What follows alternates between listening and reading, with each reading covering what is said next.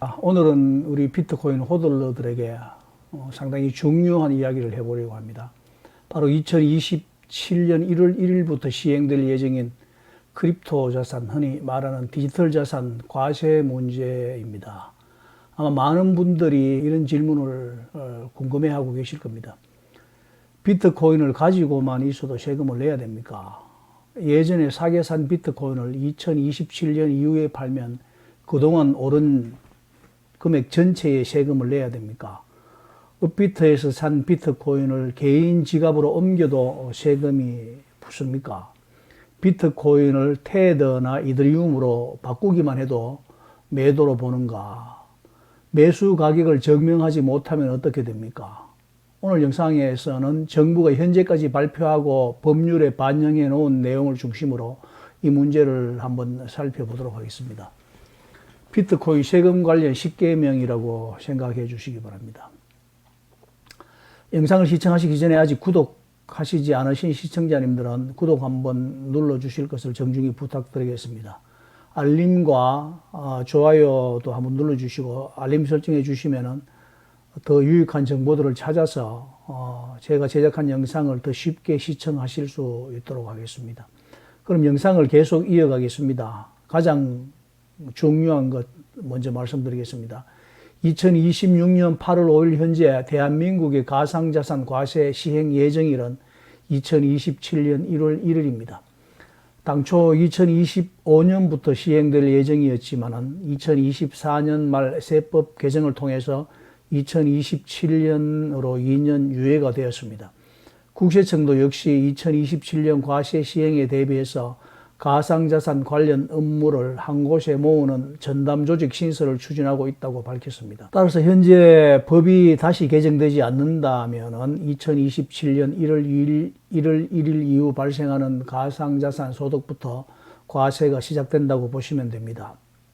그렇다면 가장 먼저 알아야 할 것은 무엇일까요? 첫 번째, 가지고만 있는 비트코인에는 세금이 붙지 않습니다. 비트코인 가격이 아무리 많이 올라도 팔지 않고 보유만 하고 있다면 현재 법률상 양도 차익에 대한 세금은 발생하지 않습니다. 예를 들어 보겠습니다. 제가 만약 비트코인 한 개를 5천만 원에 샀는데 2027년에 가격이 2억 원이 되었습니다. 하지만 팔지 않고 개인 지갑에 그대로 보관하고 있다면 가격이 올랐다는 이유만으로 세금을 내는 것은 아닙니다. 아직 이익이 확정되지 않았기 때문입니다. 주식으로 표현하자면 평가 이익은 발생했지만 실현 이익은 발생하지 않은 것입니다. 세금은 기본적으로 비트코인을 양도하거나 대여해서 실제로 소득이 발생할 때 부과되는 것입니다. 여기서 양도라는 것은 단순히 원화로 파는 것만을 뜻하지 않을 수도 있습니다. 다른 가상자산과 교환하는 거래도 과세상 양도로 취급될 수 있습니다. 따라서 비트코인을 원화로 팔지 않았더라도 비트코인을 테더로 바꾸거나 이더리움으로 교환했다면 비트코인을 처분한 거래로 계산될 수 있습니다.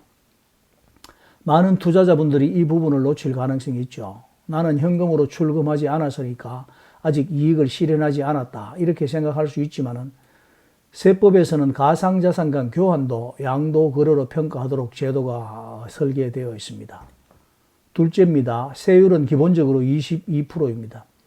가상자산을 양도하거나 대여해서 발생한 소득은 현재 법률상 기타 소득으로 분류가 됩니다. 그리고 1년 동안 발생한 가상자산 소득에서 기본공제 250만 원을 뺀 나머지 금액에 소득세 20%가 부과됩니다. 여기에서 지방소득세가 소득세의 10% 추가되기 때문에 투자자가 실제로 부담하는 세율은 총 22%로 이해하면 됩니다.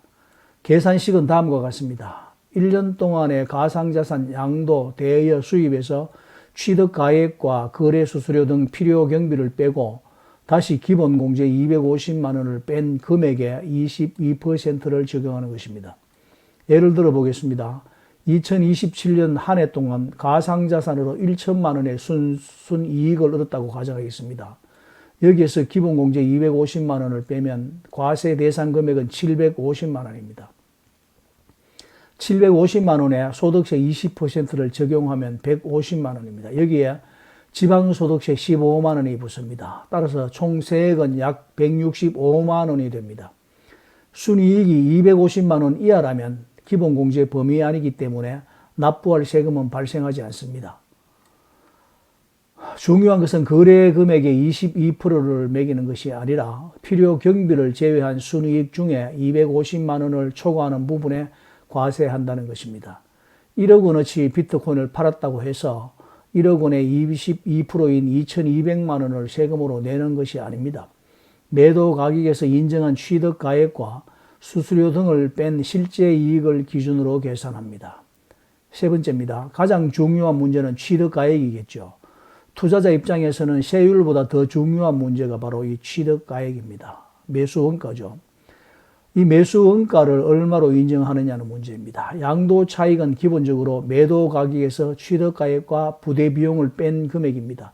예를 들어서 비트코인 한 개를 5천만 원에 사서 1억 5천만 원에 팔았다면 단순 양도 차익은 1억 원입니다. 하지만 같은 비트코인을 1억 2천만 원에 샀다면 양도 차익은 3천만 원에 불과합니다. 따라서 취득가액을 어떻게 계산하느냐에 따라 세금이 크게 달라집니다.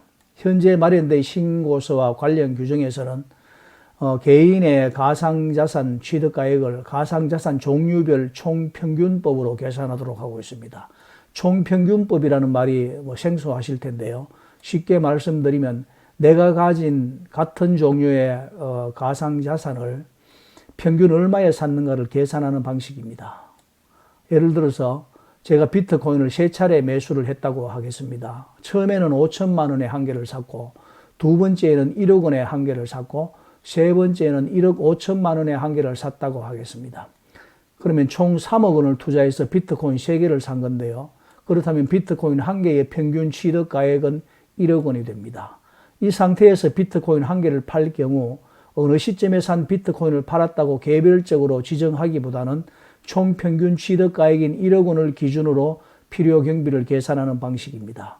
현재 신고서 안내에는 해당 연도 1월 1일에 보유한 가상자산의 가액과 그해 새롭게 취득한 가상자산의 가액을 합하고 그 수량을 합해 평균 취득가액을 계산하도록 되어 있습니다.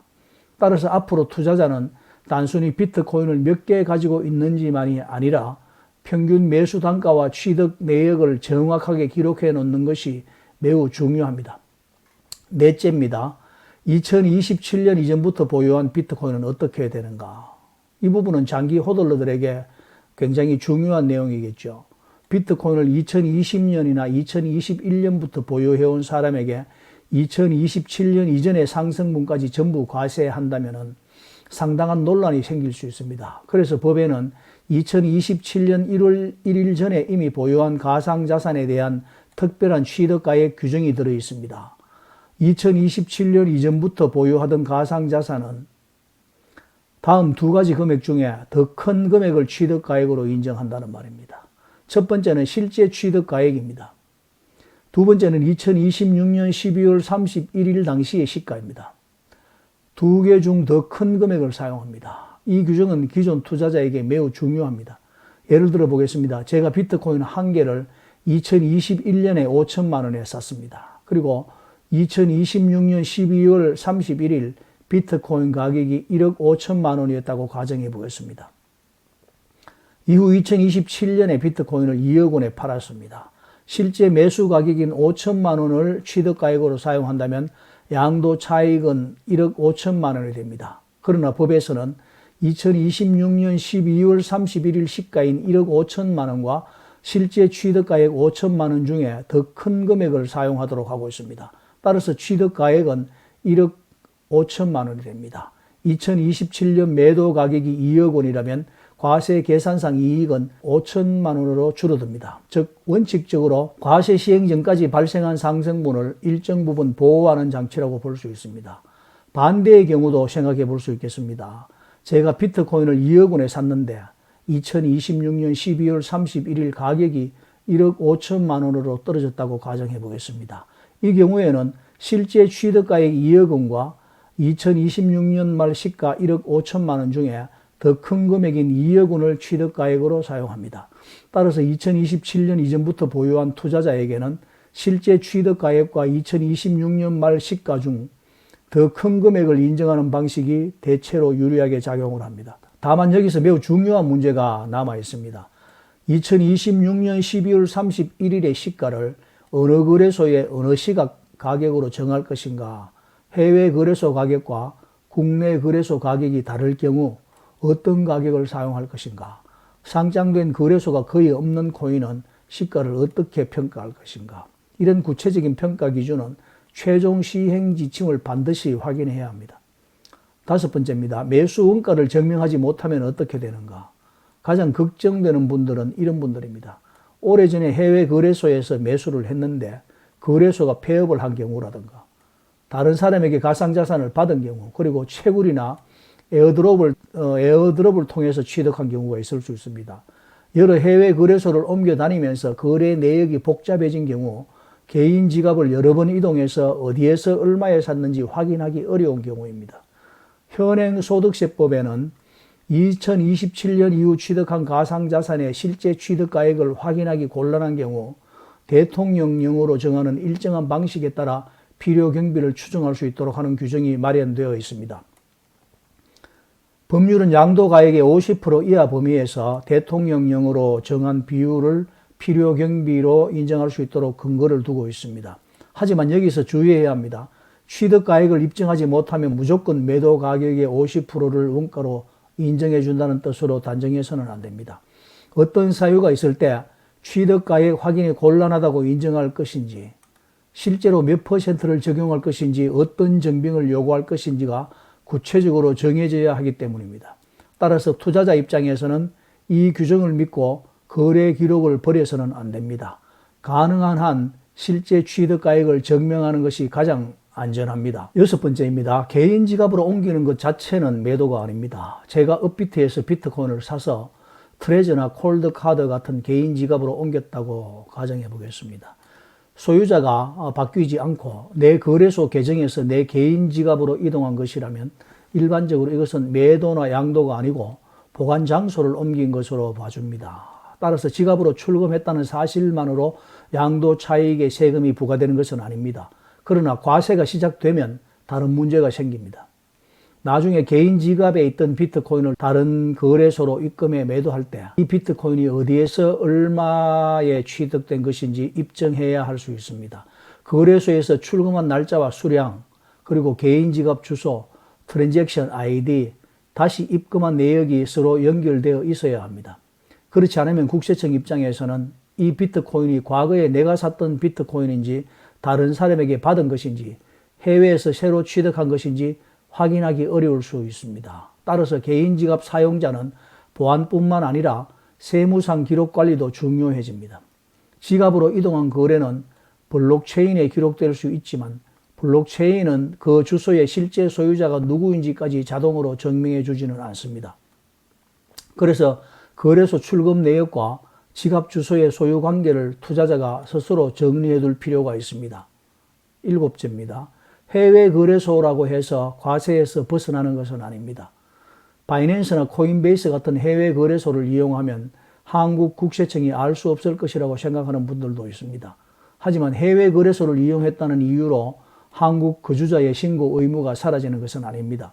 대한민국 거주자는 원칙적으로 해외에서 발생한 소득을 포함해서 법에서 정한 소득을 신고해야 합니다. 특히 국세청은 해외 가상자산 거래 내역을 파악하기 위한 국가 간 정보교환 체계를 확대하고 있습니다. 정부는 56개 국가와 관련 협정에 서명을 했으며 2027년부터 가상자산 거래 내역을 매년 제공받을 예정이라고 밝혔습니다. 따라서 앞으로는 해외 거래소를 이용하면 거래를 알 수 없다는 생각이 점점 더 위험해질 수 있습니다. 개인 지갑이라고 해서 모든 거래가 완전히 보이지 않는 것도 아닙니다. 블록체인상의 거래는 공개되어 있고 거래소 입출금 기록이나 실명 계좌 자료와 연결되면 자금의 흐름을 추적할 수 있습니다. 다만 개인 지갑에 보관했다는 사실 자체가 불법이거나 탈세라는 뜻은 절대 아닙니다. 개인 지갑은 비트코인의 자기 보관 원칙을 실천하는 정상적인 보관 수단입니다. 문제는 개인 지갑 사용 여부가 아니라 매도와 교환으로 소득이 발생했는데도 이를 신고하지 않는 경우입니다. 여덟 번째, 손실과 이익은 같은 연도 안에서 계산해야 됩니다. 예를 들어 2027년에 비트코인 거래로 2천만 원을 벌었지만 이더리움 거래로 1천만 원을 잃었다고 가정해 보겠습니다. 가상자산별 거래 손익을 모두 합산해서 그 한 해의 가상자산 소득을 계산하는 구조라면 순이익은 1천만 원이 됩니다. 여기서 기본공제 250만 원을 빼고 나머지 750만 원의 세율을 적용하게 됩니다. 그러나 더 큰 문제가 있습니다. 2027년에 큰 손실이 발생했고 2028년에 큰 이익이 발생한 경우입니다. 현재 마련된 가상자산 기타 소득 과세 구조에는 주식이나 금융투자 소득에서 논의되었던 것과 같은 장기간의 손실 이월 공제 장치가 명확하게 마련되어 있지 않습니다. 따라서 2027년의 손실을 2028년 이후 이익에서 자유롭게 빼주는 것으로 생각해서는 안 된다는 말입니다. 이 부분은 가상자산 투자자에게 상당히 불리할 수 있습니다. 비트코인은 변동성이 매우 크기 때문에 그 해에는 큰 손실이 발생하고 또 어느 해에는 큰 이익이 발생할 수도 있습니다. 그러나 과세 연도가 달라지면 경제적으로는 원금을 회복했을 뿐인데도 세법상 이익이 발생한 것처럼 세금이 부과될 가능성이 있기 때문입니다. 앞으로 과세 제도를 논의할 때 기본공제 확대와 함께 손실 이월 공제 문제가 중요하게 다뤄져야 하는 이유이기도 합니다. 9번째, 언제 신고하고 세금을 내는가? 2027년 1월 1일부터 2027년 12월 31일까지 발생한 가상자산 소득은 원칙적으로 그 다음 해인 2028년 5월 종합소득세 신고기간에 신고하게 됩니다. 다만 가상자산 소득은 다른 근로소득과 합쳐 누진세율을 적용하는 방식이 아니라 현재 법상 별도의 20% 세율이 적용되어 분리과세 기타 소득으로 설계되어 있습니다. 따라서 직장인의 연봉이 높다고 해서 가상자산 세율이 최고 45%까지 올라가는 구조는 아닙니다. 가상자산 과세 표준에 소득세 20%가 적용되고 지방소득세를 포함하면 실질적으로 22%가 됩니다. 다만 신고 절차가 거래소에서 자동으로 모두 계산해 주는 방식이 될지, 국세청 홈택스에서 자료를 불러오는 방식이 될지, 해외 거래소와 개인 지갑 자료를 투자자가 직접 입력해야 할지는 향후 국세청의 구체적인 안내를 확인해야 합니다. 마지막 10번째입니다. 지금부터 투자자가 준비해야 할 것들이 있습니다.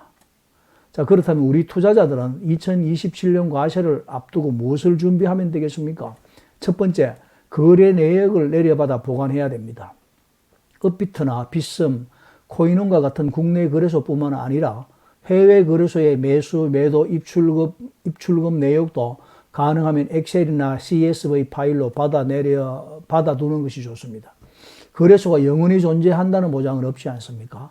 계정이 정지되거나 거래소가 서비스를 중단하면 과거 자료를 받기 어려워질 수도 있습니다.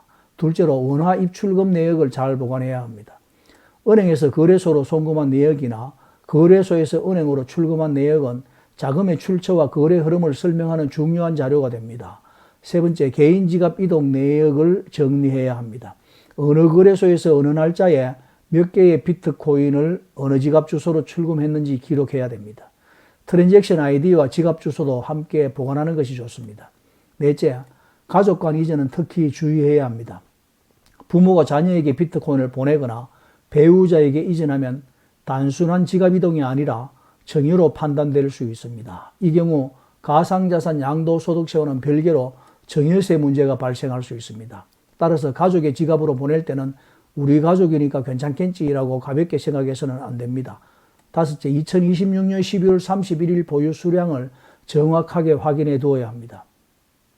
2027년 이전부터 가지고 있던 가상자산은 2026년 말 시가와 실제 취득가액 중 더 큰 금액을 취득가액으로 사용하는 규정이 있기 때문에 따라서 2026년 말 기준으로 어떤 코인을 몇 개 가지고 있었는지 어느 거래소와 어느 지갑에 보관하고 있었는지를 정리해 놓는 것이 매우 중요합니다. 자, 그렇다면 우리 호들러들은 이 과세 제도를 어떻게 바라봐야 할 건가 하는 문제가 있겠죠. 가상자산에 세금을 부과하는 것 자체를 무조건 나쁘다고만 말하기는 어렵습니다. 국가가 가상자산 거래에서 발생한 소득에 세금을 부과한다는 것은 한편으로는 가상자산을 경제적 가치가 없는 단순한 숫자가 아니라 실제로 양도 차익이 발생하는 재산으로 인정한다는 의미도 있기 때문입니다. 그러나 과세에는 원칙이 있어야 됩니다. 정부는 투자자가 실제로 얻은 순이익에만 합리적으로 과세를 해야 합니다. 취득가액을 정확히 인정해주고 거래소가 폐업했거나 오래된 거래 기록을 구하기 어려운 투자자에게는 무리한 입증 책임을 지어서는 안 됩니다. 가상자산 간 단순 교환 과정에서 현금이 생기지 않았는데도 세금을 내야 하는 문제도 충분히 검토해 봐야 할 것입니다. 손실은 다음 해로 넘기지 못하면서 이익만 매년 과세하는 구조가 과연 공평한지도 논의해야 됩니다. 그리고 주식의 기본공제와 비교해서 가상자산 기본공제 250만 원이 지나치게 낮다, 현실성이 없다는 투자자들의 의견도 계속 제기될 가능성이 있습니다. 이것은 당국이 한번 좀 신중하고 심각하게 고려해 줄 필요가 있습니다. 과세는 필요할 수 있습니다. 그러나 과세보다 먼저 필요한 것은 정확하고 공정하며 투자자가 실제로 지킬 수 있는 제도라는 말입니다. 오늘 말씀드린 내용을 다시 한번 간략하게 정리하면서 마무리를 하도록 하겠습니다. 2027년부터 비트코인을 가지고 있다는 이유만으로 세금이 부과되는 것은 아닙니다. 비트코인을 팔거나 다른 가상자산으로 교환하거나 대여해서 실제 소득이 발생했을 때 과세 문제가 시작됩니다. 1년 동안 발생한 가상자산 순이익에서 기본공제 250만 원을 빼고 그 초과 금액에 지방소득세를 포함해서 22%의 세금이 부과된다는 말입니다. 2027년 이전부터 보유한 가상자산은 실제 취득가액과 2026년 12월 31일 당시의 시가 중 더 큰 금액을 취득가액으로 인정받게 됩니다. 그리고 내 거래소 계정에서 내 개인 지갑으로 비트코인을 옮기는 것 자체는 일반적으로 매도가 아니라고 봐줍니다. 그러나 나중에 비트코인을 매도할 때를 대비해서 언제 어디에서 얼마에 샀는지 어느 지갑으로 이동했는지를 증명할 수 있는 기록은 반드시 남겨두어야 합니다.